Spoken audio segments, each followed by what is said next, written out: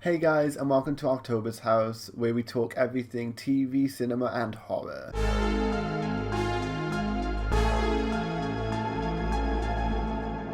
If you're a fan of 2000s paranormal horror with a sprinkling of gore, you're probably pretty familiar with the Final Destination franchise. This franchise was probably one of the most prolific to come out of the early 2000s, and it still has a huge fan base even today, and its influence can be felt in modern horror still. I was only 5 when the first movie came out, but I was around 11 when I first kind of became aware of it. My mum, who was never really into horror, was quite a big fan of it. And while I wasn't brave enough to watch the full movie at that point, I did watch the roller coaster crash over and over again on YouTube, and I got really into it. I was a bit of a late bloomer with horror. A lot of people talk about getting into horror when they were kids, but for me it was more like my teenage years. I was really scared to watch anything until then. So when I was around 14 and when the Final Destination came out, I was just getting into horror. So this was the perfect time for me to go and watch the first 3, ready for when that came out in the cinema. Along with Saw, this was the franchise that really introduced me to horror. So it's quite fitting that I do a ranking video of it. So in this video, we'll be ranking them from worst to best in my opinion. I do want to note though that each of these movies has a place in my heart, and even the worst of the bunch I still think are really entertaining. And I think my ranking is going to surprise you a little bit, because I think some of my picks aren't as obvious as you would think for a franchise that only has 5 movies so far. Before we dive in, just remember to hit that subscribe button, because I will be doing a lot more rankings and a lot more deep dives into other franchises as well. So let's get into it. Number 5, The Final Destination. I don't think this one will surprise many people. The 4th installment is widely regarded to be a bad movie. I don't think that at all. I do think that it has its positives. The franchise lends itself to 3D really well, and it allowed them to have a lot of fun with the choreography and the cinematography of the death scenes. This one has a bit of a lighter tone, and I don't think that that's necessarily a bad thing though, because I think Final Destination is flexible enough to kind of encompass different atmospheres while keeping its core identity. As a casual take on this movie, it's very fun, it's very there. You can't hate massively on this movie, but that is kind of where the positives end. The acting isn't necessarily bad in this movie, but I do think the characters are really bland. There are other entries in this franchise that have really iconic characters, but this isn't one of them. Nick, the lead character in this, isn't really as strong as some of the other leads in the franchise, and there aren't really any likable or notable characters other than the douchebag guy who's just known for being a douchebag, and the racist guy who's just known for being racist. Each Final Destination is known and defined for its big premonition at the start, and people love them because they're scary, they're relatable, and they could kind of happen to anyone. I don't know whether it's because I'm not American, but the racetrack premonition of this movie just does not hit anywhere near as hard as the others do. Maybe racetracks are a lot more common in America than I think they are, but to me it just doesn't feel as relatable as kind of flying on a plane or going on a roller coaster. So another thing that lets this one sit at the worst spot for me is that they kind of don't really do anything with the established lore of the franchise. They don't really answer any questions, they don't even set up any new ones. They don't set up any new rules, and they don't really do anything with what's there already. It's just there. There's no risks taken, and this one is quite isolated from the other films as well, in the sense of the characters don't really have any information, or they don't learn any information from the other events.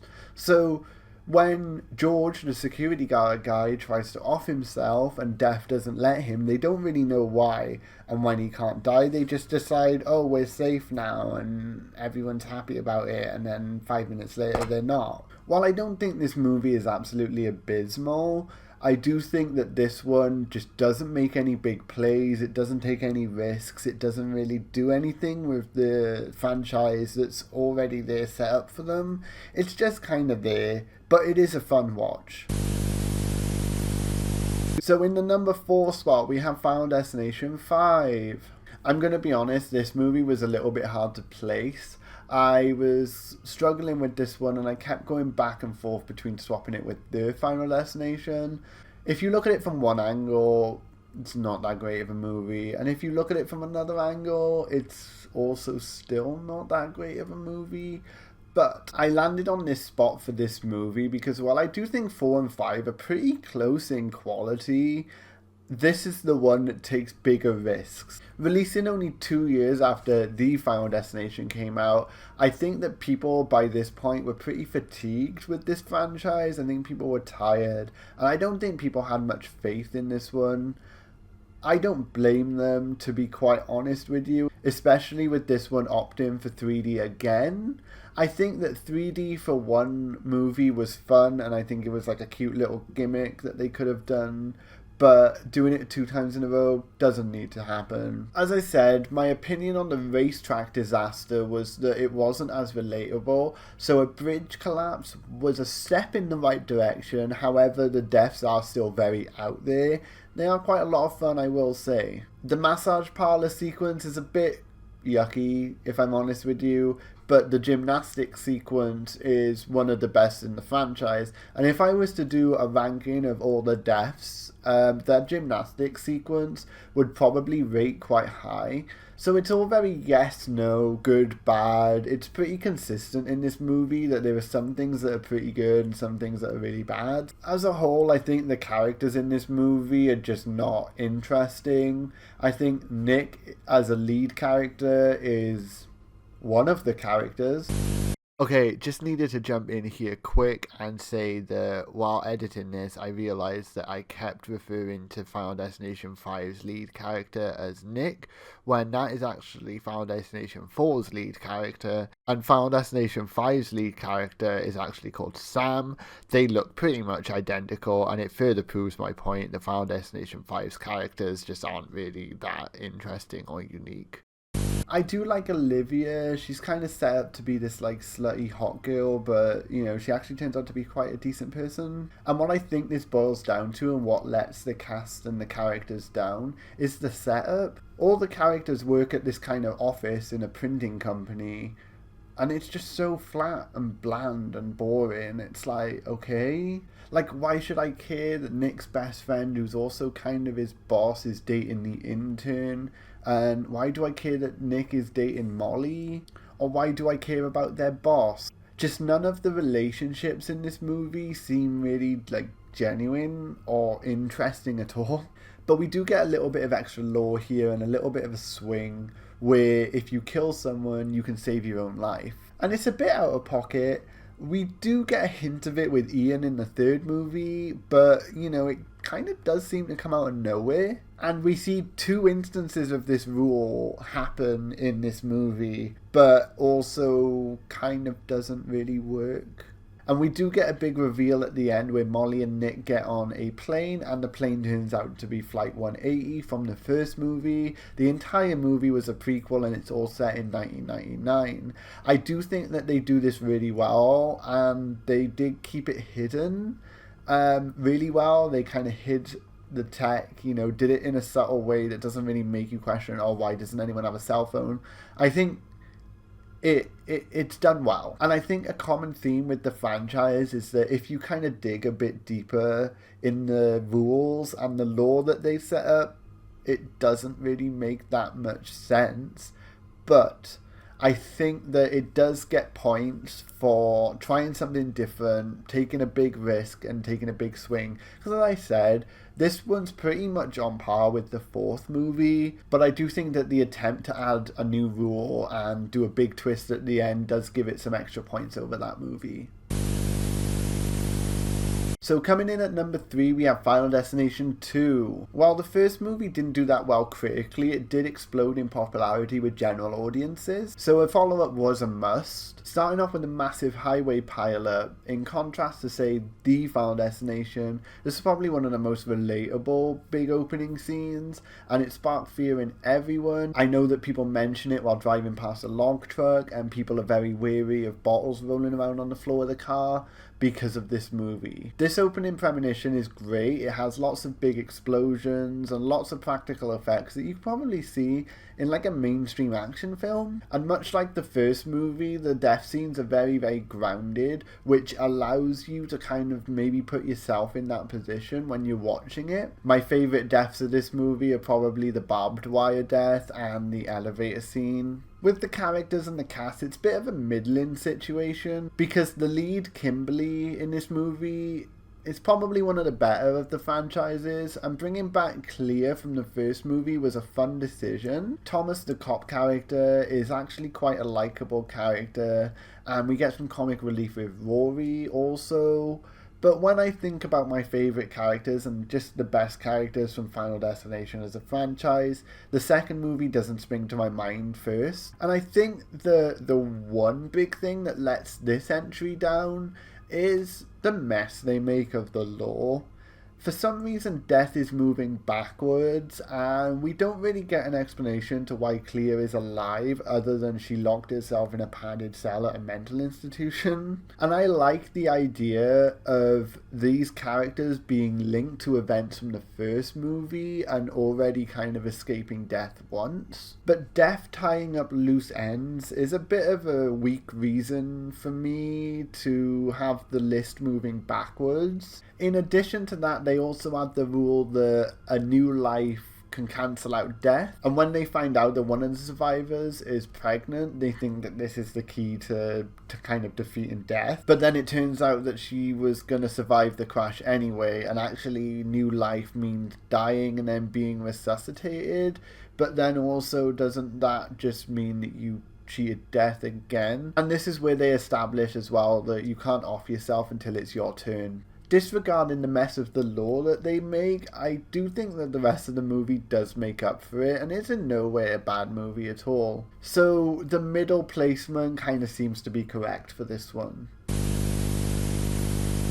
So in the number 2 spot, we have the movie that started it all, Final Destination. It's obviously iconic and started one of the most well-known franchises in horror. There's a lot to be said for this movie, and not much of it is negative. The atmosphere that they set up in this movie was the building blocks for the very unique tone that the rest of the franchise took. And the little signs and the little coincidences and the little warnings is what makes this franchise really creepy, and it's what it really thrives on. The opening premonition is quite grounded and isn't really as big or as epic as some of the others in the franchise, but it is just grounded enough for you to kind of be a bit wary when you're going to fly, in a similar way to people being scared of the beach after Jaws. The death scenes are very toned down and they don't really get crazier until the end of the movie, but it is an incredible first step for the franchise. We get the foundations. If you cheat death, death comes after you, and if you save someone, it skips them. The darker tone that this movie takes is really what helps the creepiness kind of bleed through,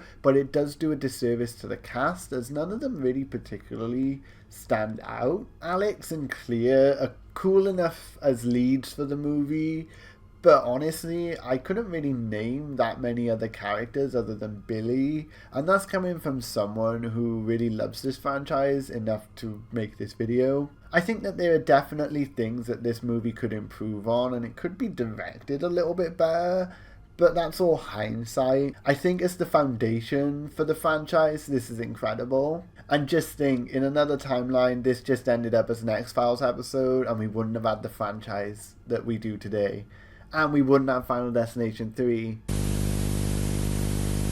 And that leads me to Final Destination 3 in my number 1 spot. I absolutely adore this movie. I love it so much, and it is a bit of a comfort movie for me. Going into the third one, they really hone in on a fear that a lot of people have, and that's roller coasters and theme parks. But as someone who was a really big fan of roller coasters and theme parks, I was really intrigued by this movie at 11 years old. As I mentioned before, I used to watch the roller coaster scene on YouTube before I'd even watched the movie. The premonition disaster is absolutely crazy, and it's quite out there. There are quite a lot of stuff that happens in the roller coaster crash that wouldn't happen in real life, but it was camp and took a little bit more of a fun tone. There's a lot more CG in this movie as opposed to the first two, but I don't think it looks bad at all, especially when considering the fourth and the fifth movies. This one had also some of the most iconic deaths, the drive-through scene, the nail gun scene, and most of all, the sunbed scene. I also think that this film has the most likable and the most relatable characters. They're all kind of caricatures of horror tropes, but they do have some extra layers underneath. I think Mary Elizabeth Winstead kills the role of Wendy in this movie, and she's a fan favourite for obvious reasons. We also have Kevin, who starts off as a bit of a douchey kind of jock character, but by the end of the movie you find out that he's actually like quite caring and, you know, a very sweet character. The hot bimbo girlies are like set up to be like these bitchy characters, but they're actually really nice. And the nerdy emo couple have some really cool layers to them as like the kind of scientific skeptics. These aren't just cut and paste 2D characters, they do have some depth to them. And they're very much a product of their time and quite easy to relate to if you grew up during this era. When we talk about this movie's approach to the lore, I do think that this one's the most consistent. They do have a thing with photos as well, where photos are showing hints to how these people are going to die. And I think it's really interesting, it's really fun, and it can be a little bit creepy also. Unfortunately though, they don't really take this outside of this movie, and they don't really do much with it in the rest of the franchise. But Death's design is a lot more straightforward in this movie, and we do get introduced to the theory that if you kill the person at the end of the chain, then it cuts out the entire thing. Before we see that play out, though, it does kind of just go back to the rules of the first two movies, whereas if someone is saved, it just kind of skips over them until the next person is dead. It is a lot easier to follow after the kind of overcomplication of the second movie. And by the end of the movie, it's all kind of tied up and it all makes sense and it's all done. While I do think that they could have probably connected this one up to the other movies a little bit more, I do think that this one is the best film in all aspects. The characters, the tone, the consistency, the lore, the death scenes, the main disaster, all of it is brilliant. I love this movie so much, and it'll take a lot for Bloodlines to top it for me. So that's it, that's my ranking of the Final Destination movies. If you agree, if you don't, let me know in the comments, we can have more of a conversation there. I am really excited to see what Bloodline serves up for us, and I'm going to be doing a separate video on that, kind of going into the theories where I think they're going to take the franchise and what I think they're going to do with it. So make sure you subscribe so you don't miss out on that. If you enjoyed this video, give it a like and go check out the channel for more horror content. If you have a particular topic that you want me to cover, definitely let me know and I'll look into it. But apart from that, see you in the next one.